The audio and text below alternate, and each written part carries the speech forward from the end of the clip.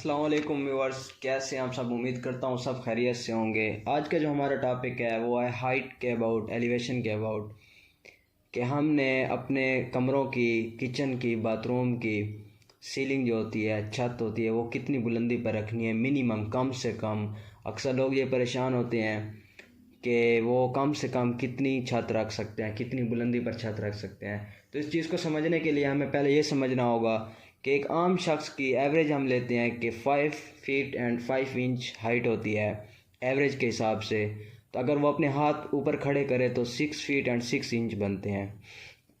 तो इस हिसाब से हम जो है सीलिंग की जो हाइट होती है वो डिसाइड करते हैं। तो मैं आपको पॉइंट्स में बताऊंगा। नंबर 1 पॉइंट कि बेडरूम की हाइट कितनी होनी चाहिए। बेडरूम सीलिंग हाइट, बेडरूम की जो हाइट हो वो मिनिमम कम से कम 2.3 मीटर और 7 फीट 6 इंच। अगर यहाँ पे आपने एसी लगाना है तो ठीक है। अगर विदाउट एसी है, फ़ैन वगैरह आपने लगानी है, मैं यहाँ पे लिख देता हूँ विद फैन, ठीक है।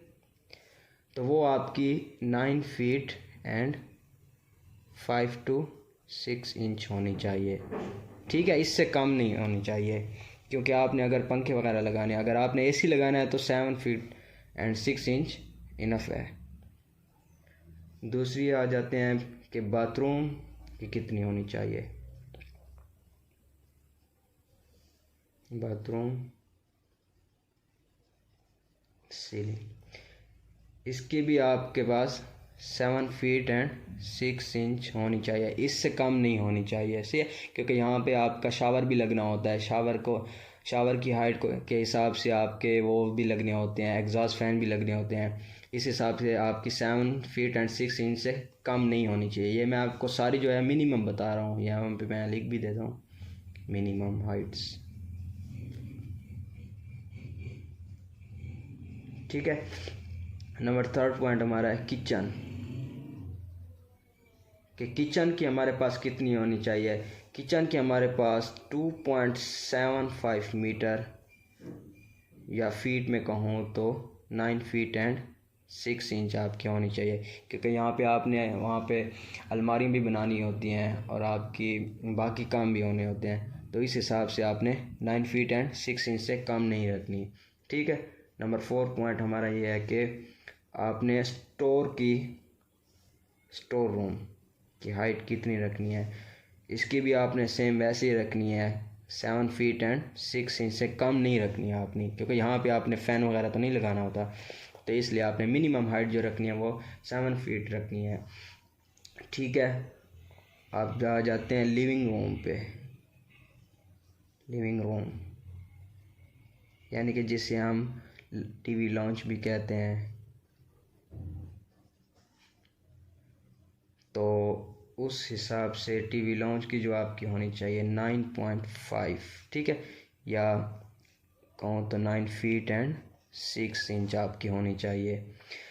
नंबर 6 पॉइंट हमारा ये है कि गैराज की हमारी सीलिंग कितनी होगी। गैराज सीलिंग हाइट ये हमारे पास 7 फीट होनी चाहिए। यहाँ पे हमें इतनी ज़्यादा रिक्वायर्ड नहीं होती, बस आपने एक गाड़ी पार्क करनी होती है। तो उस हिसाब से आपकी जो 7 फीट है ये इनफ है, ज़्यादा नहीं होनी चाहिए, ठीक है। और हमारा 7th पॉइंट है कि बेसमेंट की कितनी होनी चाहिए। मेन पॉइंट है, very important point, basement ceiling. तो ये एटलीस्ट कम से कम आपकी 7 to 10 फीट होनी चाहिए, इससे कम नहीं होनी चाहिए, ठीक है।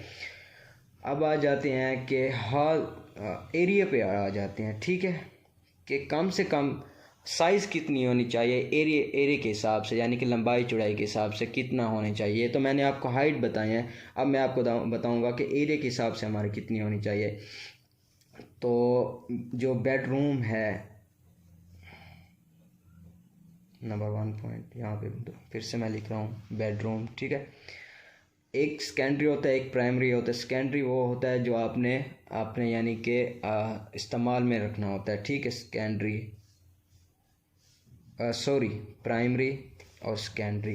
प्राइमरी वो होता है जो आपने अपने इस्तेमाल में रखना होता है, और सेकेंडरी वो जो कभी कभार इस्तेमाल होता है। तो उस हिसाब से आपने जो सेकेंडरी और प्राइमरी का देखना होता है कि प्राइमरी जो है वो आपका 9.5 मीटर स्क्वायर होना चाहिए, ठीक है, जो आपने हर वक्त इस्तेमाल करना होता है। और सेकेंडरी आपका 7 मीटर स्क्वायर आपका होना चाहिए, ठीक है। नंबर 2, बाथरूम आपके कितना होना चाहिए, कम से कम।